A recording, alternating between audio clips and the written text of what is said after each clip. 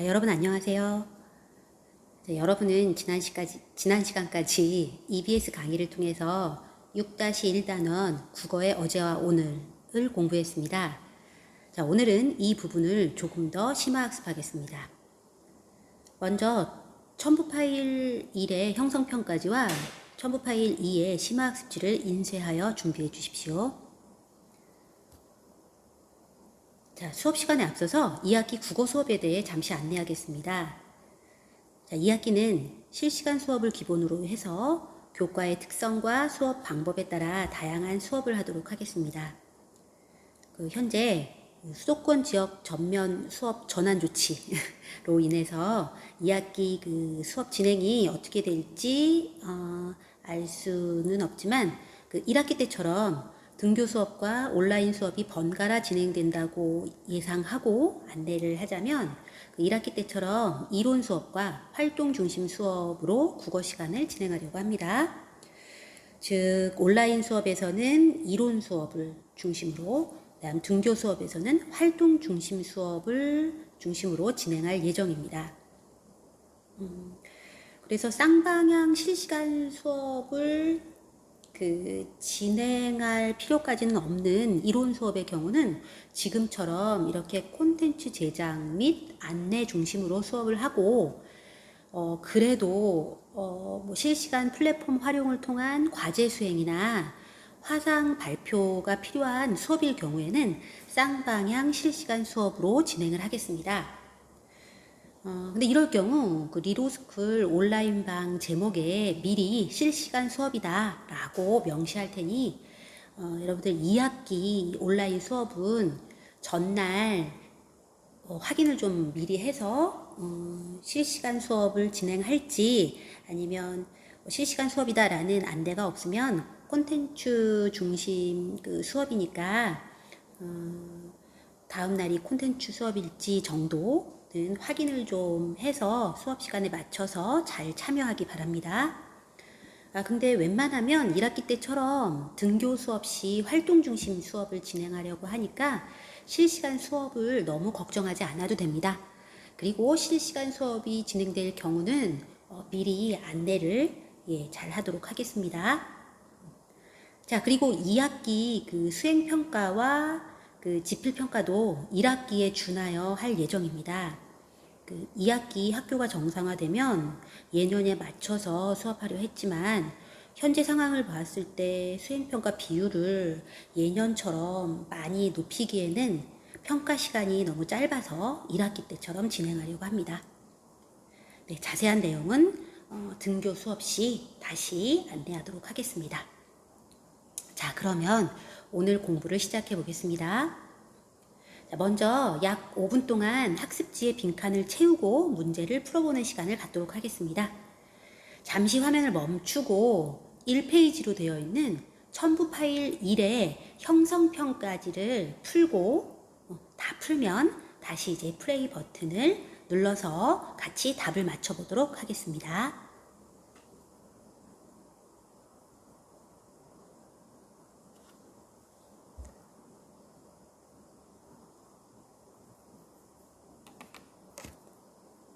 자, 그러면 학습지의 답을 함께 맞춰볼까요? 자, 먼저 1번 세종어제 훈민정음과 소학원어에 나타난 중세국어의 특징을 정리해보자 라는 문제의 답을 같이 적어보겠습니다. 자, 지난 시간에 자세히 설명했듯이 자, 세종어제 훈민정음, 자, 이 책은 1459년에 간행된 월인석보본을 교과서에 실어놨고요. 그 다음에 소학원회 같은 경우는 1587년에 교과서에 다 나와 있죠. 87년에 간행된 소학언해를 교과서에 실어놨습니다. 즉 이것은 이 교과서에 실린 이 본문들을 보면 15세기 국어의 모습, 그리고 16세기 중세국어의 모습을 잘 보여주는 글이다라는 것을 알 수 있을 겁니다. 그래서 이 두 작품을 통해서 중세국어의 특징을 알 수 있죠. 자, 보면 15세기, 16세기 중세국어에는 음운과 표기 면에서 그리고 어휘와 문법 면에서 이런 특징이 있었구나, 이런 걸 정리할 수 있는 학습지입니다. 자, 먼저 음운과 표기 면을 볼까요? 자, 첫 번째 보면 15세기, 16세기 중세국어에는 순경음, 비읍이나 반치음과 같이 현대 국어에는 쓰이지 않는 자음들이 있었다. 이렇게 정리할 수 있고요. 자, 두 번째 음운과 표기의 특징으로는 자, 이전 시기에 나타나지 않던 무엇이 발달했다고 했나요? 예, 된소리죠. 예, 된소리가 발달하기 시작하였고 이것은 합용병서로 표기되었다. 이렇게 특징을 말할 수 있습니다. 자, 합용병서가 뭔가요? 자, 기억나죠? 예, 서로 다른 자음을 가로로 나란히 붙여 쓰는 걸 합용병서다, 이렇게 얘기한다고 했죠. 그래서 뭐 예를 들면 시옷개 자음인 시옷, 뭐 디귿, 아니다, 시옷, 네, 시옷개요.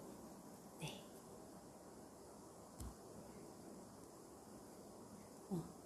합용병도 몇 개 예를 좀 들어주려고 했어요. 시옷 디귿이나 비읍 시옷 디귿이나 뭐 이런 식의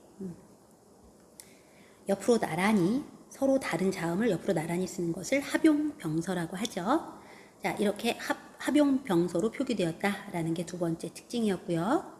자, 그리고 세 번째로는 단어의 첫머리에 여러 개의 자음이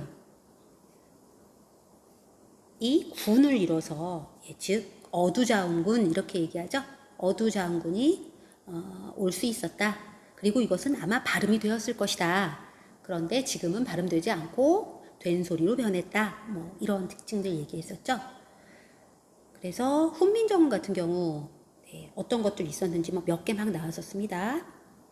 한 가지 뭐 예를 들어보면 중간에 쓰다라고 하는 쓰매라고 할 때, 쓰매라고 할 때 이렇게 앞에 어두에 자음군이 오고 있었다, 이런 특징 했었죠.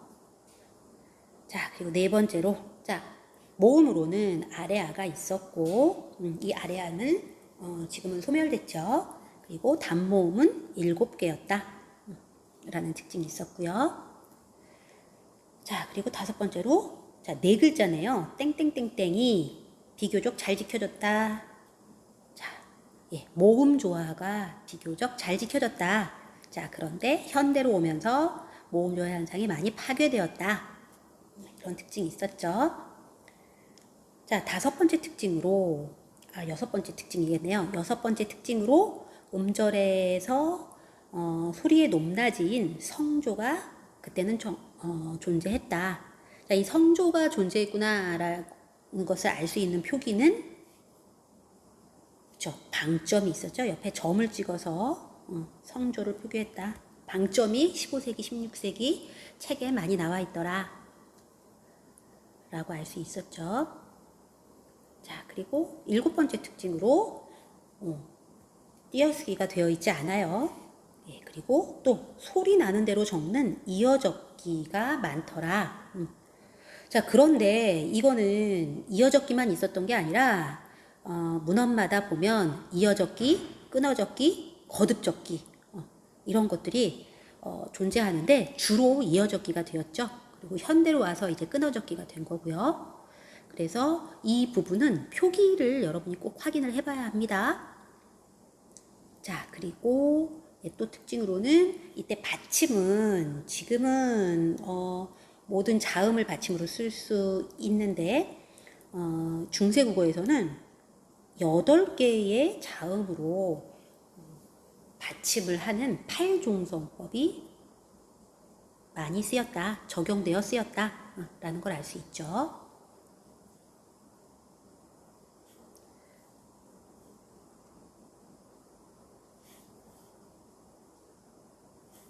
자, 그 다음 두 번째로 어휘면의 특징을 좀 보도록 하겠습니다. 자, 어휘 면에서는 나중에 한자 차용으로 대체돼서 사라진 고유어가 많았다. 옛 그 글들은 고유어가 훨씬 더 많죠.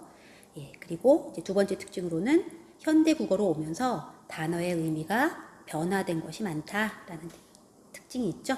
그래서 단어의 의미가 이동하기도 했고 축소되기도 했고 확대되기도 했다라고 해서 의미의 변화를 또 공부하면서 의미의 이동, 의미의 축소, 의미의 확대를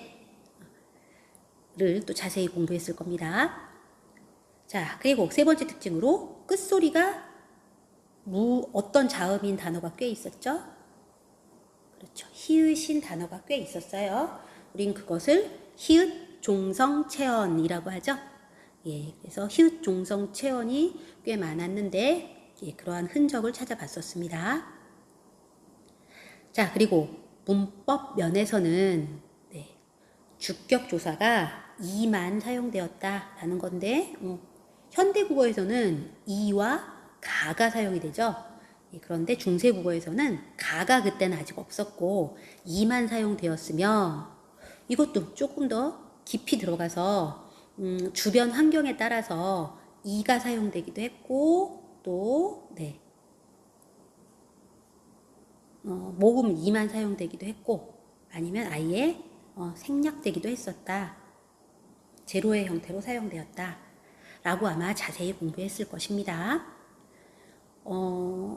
근데 이제 이런 것들이 중요한 게 사실 그 작년, 그러니까 2020년 수능에서 지금 이 부분이 나왔었습니다. 주격조사 2의 예, 활용면이 수능 시험에 나왔습니다.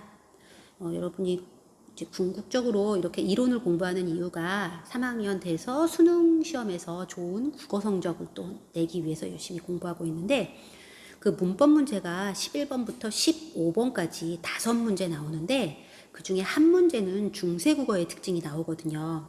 그래서 여러분들 이번에 공부하고 있는 이 내용이 그 시험범위에 나옵니다. 그래서 자세히 잘 알아둬야 될 겁니다. 네. 그리고 혹시 지금 그래서 지금 얘기한 주격조사 2가 어떤 때는 2가 쓰이고 어떤 때는 모음 2가 쓰이고 어떤 때는 제로의 형태로 쓰였나 기억이 안 나고 아직도 헷갈리면 지난주 이론을 다시 찾아가서 여러분이 확실하게 좀 익혀 주어야 됩니다. 이것을 나올 때마다 매번 반복할 수는 없고요. 새로운 응용을 좀 해가면서 자꾸만 풀어야 되기 때문에 헷갈리는 친구들은 다시 복습을 하기 바랍니다. 네, 자, 그 다음 두 번째 특징으로 자, 글자가 뭐뭐로 의도 있었고 아래아를 사용한 아래아를 아와 오의 중간음으로 했으면 이제 애로 보고요. 그 다음에 또 시옷. 자, 이것은 뭘까요? 그렇죠. 주격 조사만큼 길게 설명한 관형격 조사였죠. 그래서 관형격 조사도 어떤 때는 의가 쓰이고 어떤 때는 아래 아가 쓰이고 어떤 때는 네, 시옷이 쓰였죠. 네. 자, 이거 같은 경우도 올해 고3 6월 모의고사 고3의 6월 모의고사는 교육과정 평가원, 수능을 출제하는 교육과정 평가원에서 수능 보기 전에 올해의 수능 문제는 이런 식으로 출제될 것이다 라고 예고하는 거기 때문에 굉장히 의미 있는 시험이죠. 그런데 올해 6월 고3 모의평가엔 관형격 조사가 예, 마찬가지 중세국어 문제로 나왔거든요. 그래서 여러분들 지금 문법뿐만 아니라 이 위에 있는 어휘라던가 그 위에 있었던 음운과 표기 다 같은 시험 범위니까 예, 정확하게 알아둬야 됩니다. 자, 그래서 이제 이 두 가지가 가장 최근에 나왔으니까 뭐 나올 만한 또 문제로는 가장 어려운 또 명사형 어미가 중세국어에는 음이나 옴이 사용되었다. 자, 이것도 기억나죠? 네. 현대 국어에서는 음이 사용되지만 중세 국어에서는 음이나 옴으로 사용되었다. 라는 것까지 이제 문법, 중요한 문법이었습니다. 자, 그리고 자, 그러면 이제 2번을 또 볼까요? 자, 이렇게 간단하게 정리해 보면서 2번을 보면, 자, OX 문제네요. OX 문제 해봅시다. 자, 세종 어제 훈민정음은 훈민정음의 창제 정신과 취지를 밝힌 글이다. 아, 예, 맞죠? 자, 3번 볼까요? 자, 소학 원회에서 당시 주격조사로 이가 쓰였음을 알 수 있다. 네. 주격조사 이가 쓰인 글자들 많았죠. 예. 아마 소학원회 같은 경우도 맨 처음에 공자가 증자에게 일러 말하사대 뭐 이렇게 얘기할 때 공자 이 이렇게 들어갔죠. 예. 처음부터 나와 있었죠. 예. 그래서 주격조사 이가 쓰인 부분이 있다.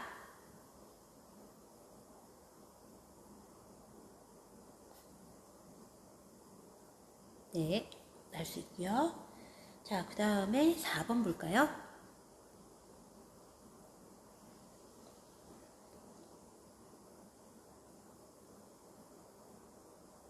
네, 4번 보면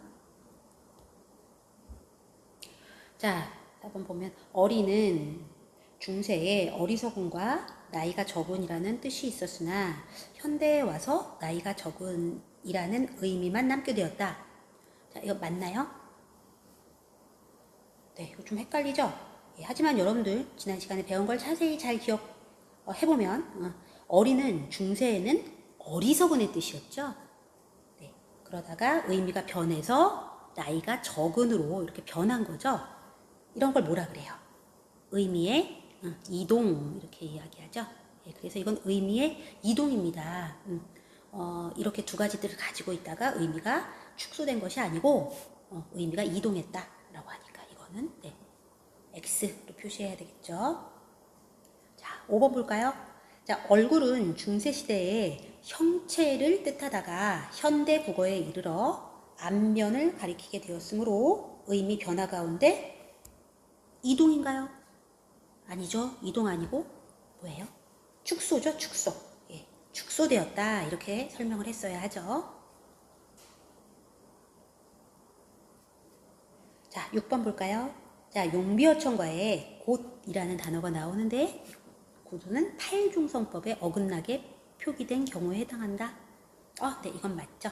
예, 그래서 중세국어가 이렇게 8개의 자음으로 받침을 써라 라는 팔중성법을 따랐는데, 자, 이거 같은 경우는 지읒은 그 팔중성에 들어가지 않죠. 예, 그러지 않은 것도 있었다 라고 정도로 알아두면 됩니다.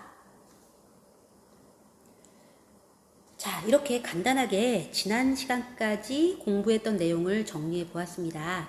자, 그래서 이번에는 이 기본 내용을 응용해서 심화학습 문제를 한 장 더 풀어봅시다. 자, 아까와 마찬가지로 잠시 여러분은 화면을 정지시키고요. 3페이지로 되어 있는 첨부 파일 2의 형성편까지의 문제를 풀기 바랍니다. 그리고 문제를 다 풀면 또 플레이 버튼을 눌러서 답을 함께 맞춰보기 바랍니다.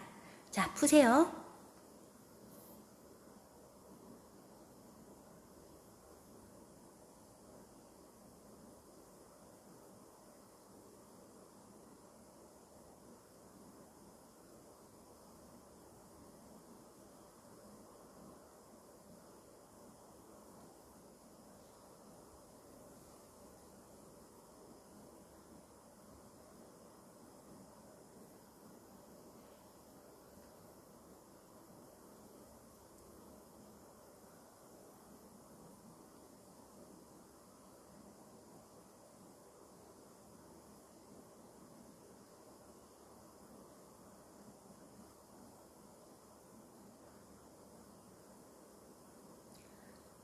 네. 자, 그러면 심화학습 1회 답을 같이 맞춰보도록 하겠습니다. 자, 먼저 1번부터 보도록 하겠습니다. 자, 가부터 라에 대한 설명으로 적절하지 않은 것은 그랬습니다. 자, 여러분 몇 번 답을 골랐나요? 네. 1, 2, 4, 5번이 맞죠? 예, 답은 3번이 예, 잘못되었죠. 자, 가와 나의 차이점은 자, 가는 훈민정음 서문이고요. 나는 그것을 현대어로 풀이한 거죠. 예, 그래서 중세 국어와 현대 국어의 그 내용상의 차이, 내용은 똑같죠. 예, 가와 나의 차이점은 중세 국어와 현대 국어의 뭐 음운이라던가 우리 아까 살펴본 음운, 표기법, 어휘, 문법 이런 것이 차이가 있다라는 걸 설명한 거죠. 네, 자, 그 1번 같은 경우는 지금 맞죠? 가의 훈민정음은 예, 이게 어제 임금님이 만드신 서문이다 이런 뜻이에요. 그래서 훈민정음 같은 경우는 우리가 통칭해서 한글을 훈민정음이라고도 하고요. 그리고 세종대왕과 집현전 학자들이 1443년 훈민정음을 만드셨고 훈민정음을 그걸 책으로 만들었거든요. 우리가 그걸 이제 훈민정음 해례본 이렇게 이야기하는데 그 훈민정음의 그 책에는요, 맨 앞에 이렇게 세종대왕의 어제 서문이 나와 있습니다. 이 어제 서문을 통해서 세종대왕이 훈민정음을 왜 창제하게 되셨는지 창제의 취지를 말씀해 주셨죠. 그리고 이제 어제 서문 다음에는 한글의 자음과 모음의 운영은 이렇게 해라 라고 설명한 예의 부분이 있거든요. 그리고 그 다음에는 집현전 학자들이 조금 더 자세하게 훈민정음에 대해서 설명을 해놨어요. 자, 이게 이제 한문으로 되어 있는 책이 이제 훈민정음 해례본이라는 책이고요. 이것이 이제 한문으로 되어 있으니까 우리 한문을 모르는 백성이나 이런 사람들이 알기가 어렵잖아요. 예, 그래서 이후 이제 훈민정음 해례본이 나오고 나서 그 부분을 한글로 번역해 놓은 훈민정음 언해본들이 굉장히 많이 쓰입니다. 그리고 그 훈민정음 언해본은 한 권만 있는 게 아니라 계속 다르게 나오거든요. 그러니까 그거에 맞게끔 써져 있는데 여기 지금 월인석보본이라고 이렇게 설명을 해준 이유가 주로 이제 교과서에는 이게 많이 나와 있는데 월인석보라는 책에 훈민정음 언해본이 이렇게 기록이 되어 있는 거예요. 이것은 1459년에 이제 만들어져 있는 책이고요. 그래서 우리가 1459년 경에는 15세기 경에는 한글의 모습이 이랬겠구나 라는 거죠. 자, 아무튼 1번 그래서 한글로 풀이한 것이다 맞고요. 그다음 마찬가지로 다에는 이제 소학이라는 소학도 이제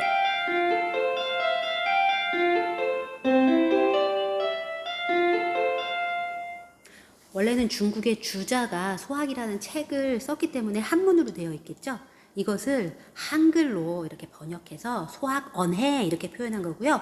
소학언해도 이렇게 1587년에 쓰여진 소학언해가 있고요. 뭐 1600년대에 또 쓰여진 소학언해도 있어요. 그리고 뭐 1700년대에 또 쓴 소학언해도 있는데 그러한 소학언해를 쫙 늘어놓는다면 16세기, 17세기, 18세기의 한글의 모습을 알 수 있죠. 자, 아무튼 그래서 소학의 원문에다 한글로 이렇게 번역을 하고 토를 달고 붙여놓은 것이다 라고 이해하면 됩니다.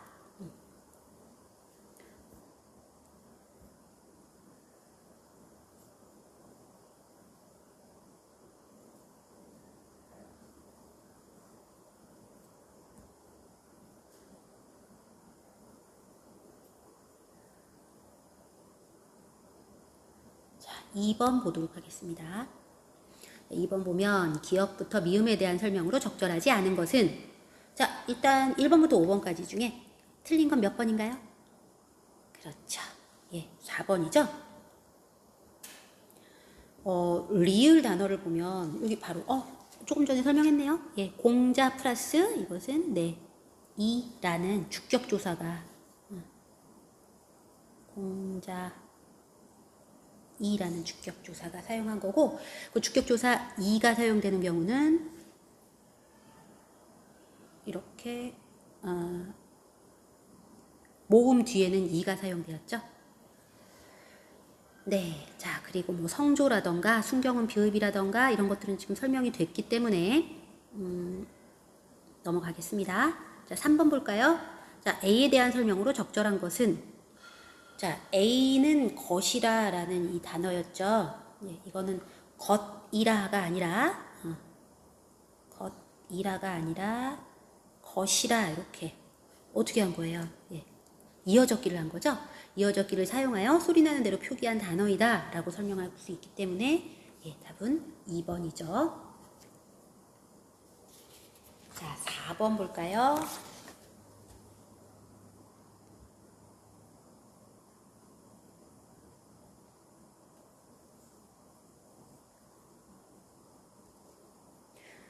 자, 이 글을 읽고 중세 국어와 현대 국어를 비교하는 탐구 내용을 한 학생들의 대화로 적절하지 않은 것은, 자, 이것도 마찬가지로 답부터 살펴볼까요? 예, 답은 5번이 설명이 잘못되었죠.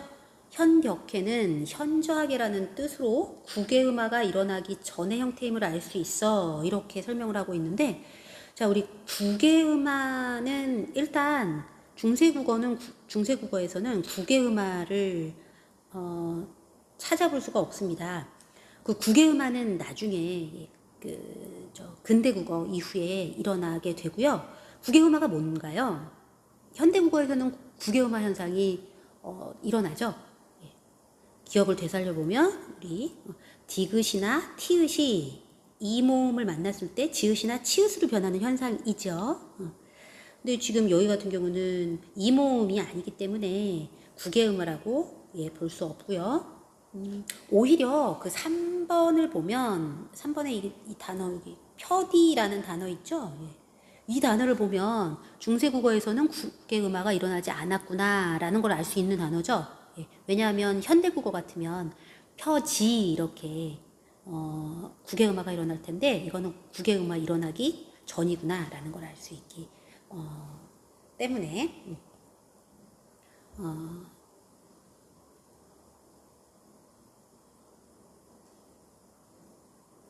사마티도 마찬가지네요. 사마지 그럴 텐데 네. 사마티 이렇게 되어 있으니까 아무튼 3번에서 여기 국외음화 설명해 주면서 현대국어처럼 국외음화가 일어나지 않았어 라고 설명을 하고 있네요. 맞네요. 3번도. 네. 자, 그리고 뭐 나머지 2번 볼까요? 2번도 잠깐 보면 2번도 지금 마찬가지인데 지금 설명이 안 되어 있는 부분만 지금 설명을 할게요. 자, 니르고저, 여겨, 니겨라고 표기하는 것으로 봐서 두음 법칙이 현재와 달라. 즉, 이 단어들은 현대 국어 같은 경우는 이르고저, 여겨, 이게 아마 익혀져 익혀 이렇게 쓰기 때문에 두음 법칙에 의해서 그렇게 쓰는 거죠. 그런데 중세 국어에는 두음 법칙이 아직 나타나지 않았구나 라는 점을 알 수 있는 거죠. 그래서 2번 설명도 맞아요.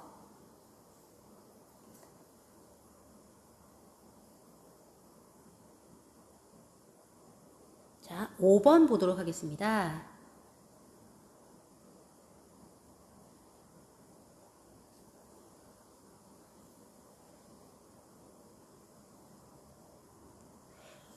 자, 5번 설명은 여기 지금 5번 설명은 아까 설명을 먼저 했어야 되는데 이거 풀었나요? 이 문제가 좀 잘못됐죠. 왜냐하면 조건이 너무 부족해요. 이래가지고는 여러분이 너무 많은 단어들이 왔다 갔다 할 것 같아서 조건을 하나 더 줬어야 되는데 일단은 뭐 이런 문제가 있었구나라는 정도로만 하고 뭐 우리 지필고사나 이런 데서는 이렇게 허접하게 문제를 내지 않을 테니까 일단 그냥 답만 적고 가볼게요. 5번 문제는. 자, 5번을 보면 보기에서 설명하는 단어를 찾아 현대국어로 바꾸어 써보자 라고 얘기했고요. 조건이 2개뿐이 없어요. 뭐냐면 현대국어에서는 쓰지 않는 자음을 찾아라 라는 거였고, 이 단어는 현대국어의 마을에 해당하는 마잘보다 먼저 사라졌다 라고 해서 이제 마잘에서 반치음이 사라졌죠. 지금 보면 현대국어에서 쓰이지 않는 자음 같은 경우는 중세국어에는 있었고 현대국어에서는 쓰이지 않는 자음 같은 경우는 여러분들 뭐가 있나요?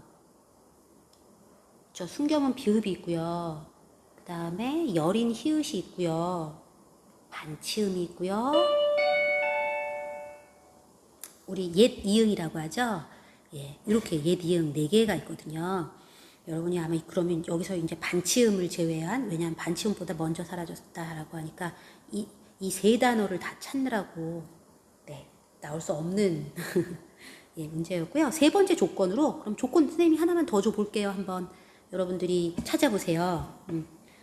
어떻게 밑에다 쓰냐면 세 번째 조건으로 이응과 비읍으로 만들어진 글자가 들어간 단어이다 라는 조건을 하나 더 줘볼게요. 찾아보세요. 이응과 비읍으로 만들어진 글자가 들어간 단어이다 라고 조건을 준다면 여러분은 현대국어에서 사라진 자음으로 이응과 비읍으로 만들어진 글자는, 그렇죠, 결국 그 순경은 비읍이 들어간 단어를 찾아주면 되겠죠. 예, 그러면 우리 본문에서 이렇게 순경은 비읍이 들어간 단어가 뭐가 있었죠? 그렇죠. 예, 우리 훈민정음에서 수비 니겨 뭐 하면서 쓴 단어가 있었죠? 예. 중세국어에서는 수비고, 이거는 현대국어로 뜻을 바꾸면 쉽게 옛 뜻인 뭐 쉬 또는 쉬이 여겨 하면 되겠죠. 이렇게 바꾸면 됩니다.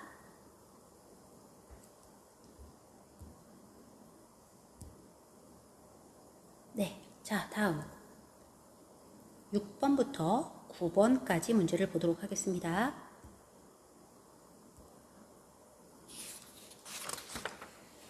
자, 6번. 이 글의 서술 전략으로 가장 적절한 것은? 그랬습니다. 자, 이것도 답부터 볼까요?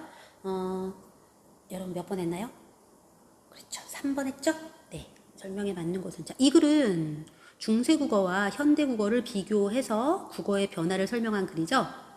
중세국어 자료인 세종어제 훈민정음과 소학언어에 사용된 자료를 통해 그 음운과 표기상의 특징을 구체적 사례를 통해서 분석적으로 접근하고 있죠. 네, 그래서 6번은 3번 하면 되고요. 자, 7번은요. 이 글의 내용과 일치하지 않는 것은? 그랬어요. 네, 이것은 2번이죠. 된소리가 발달하기 시작하여, 여기까지 맞죠. 그런데 본문에서 뭐라고 설명하고 있나요? 그렇죠. 예, 중세국어에서는 현대국어에서 사용되는 각자 병서보다는 합용 병서로 표기가 많이 되었다. 이렇게 설명이 되었었죠. 그래서 7번 답은 2번입니다.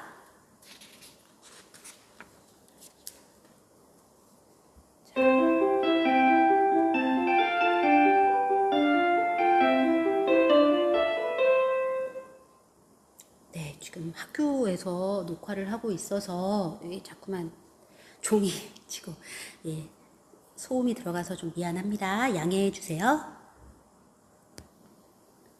네, 8번입니다. 자, 기억과 현대국어의 모음체계에 대한 차이로 바르지 않은 것은? 그랬습니다. 네, 이것도 현대에서 없는 모음인 아레아가 존재했다. 뭐 이런 거 다 맞죠? 답은? 그치, 5번이죠. 아레아가 사라지면서 양성 모음과 음성 모음이 결합하는 규칙성이 강해지는 게 아니라 이것 때문에 약해졌죠. 양성 모음과 음성 모음이 결합하는 규칙성의 현상을 뭐라 그래요? 모음 조화 현상이라고 하죠. 예, 그래서 모음 조화 현상이 현대 국어로 오면서 약해지죠. 자, 다음은 9번입니다. 자, 이 글과 보기를 비교한 것 중 바르지 못한 것은? 그랬어요. 자, 그래서 보기에는 용비어천과가 나와 있네요. 자, 문제를 보면 네, 여기에서도 바르지 못한 것은 몇 번인가요? 그쵸, 4번. 네, 4번이죠. 자, 이 글에서는 주격조사를 모두 생략하였는데 보기에서는 내 희에서 주격조사 이가 사용되었다. 이렇게. 마지막 문제인데 문제를 굉장히 성의 없게 냈네요. 제가 낸 문제는 아닙니다. 왜냐면 주격조사를 모두 생략했대요. 여기서 이 글에서는, 자, 여기서 본문을 말하죠. 본문은 지금 가와 나만 하더라도 용비어천가와 소학원해가 들어가 있고요. 주격조사가 굉장히 많이 사용되었는데 모두 주격조사가 생략했다라고 말을 하면 안 되죠. 네, 이럴 경우는 아마 단어를 하나 딱 집어줘야 됩니다. 단어를 밑줄 긋고 뭐 A의 경우는 이렇게 딱 집어주게 됩니다. 그래서 주격조사를 찾을 수 있게끔 문제를 냈어야 하는데 네 마지막 문제에 힘을 뺐네요. 주격조사가 모두 생략되었다 이렇게 얘기되어 있네요. 그리고 또 여러분들 주격조사 얘기가 나온 길에 보면 주격조사가 생략되는 경우는 굉장히 드물죠. 어느 경우 주격조사가 생략되나요? 그렇죠. 주어의 끄듬이 이 모음으로 끝날 때죠. 예, 그래서 많지 않아요. 그리고 뭐예요? 자음으로 끝날 경우는 네, 우리 기억난 김에 맨 처음 거 해볼까요? 보면 가에서 보면 맨 처음에 나랏 말쌈이 그러죠. 나랏 말쌈 이거 원래 말쌈 이 이렇게 주격조사가 들어간 거죠. 얘가 이어졌게 되어서 나란 말쌈이 이렇게 미음으로 들어가지만 네 이렇게 자음으로 끝날 경우는 예, 이가 그 다음에 나의 공자 모음으로 끝났죠. 예, 모음으로 끝날 경우는 이 들어가서 공제 이렇게 들어가잖아요. 네, 이렇게 예, 모음으로 끝날 경우는 예, 이로 들어가기 때문에 이렇게 다양하게 사용되어 있죠. 그래서 얘가 틀리죠. 자, 나머지들 보면 나머지 부분은 예, 설명 2번 안 해도 될 것 같네요. 네, 이렇게 심화학습 문제까지 풀어봤고요. 네, 오늘 수업은 예, 여기까지 하도록 하겠습니다. 다음 시간에는 이제 국어 시간이 블록 수업으로 된다면 각 반마다 다를 텐데 블록 수업이라면 진로 독서 수업을 할 것이고요. 1시간짜리 수업이라면 지금 이 단원을 1시간 더 심화 수업하도록 하겠습니다. 네, 다음 시간도 기대해 주고요. 예, 오늘 복잡한 국어의 역사 공부하느라고 고생 많았습니다. 예, 다음 시간에 만나도록 하겠습니다.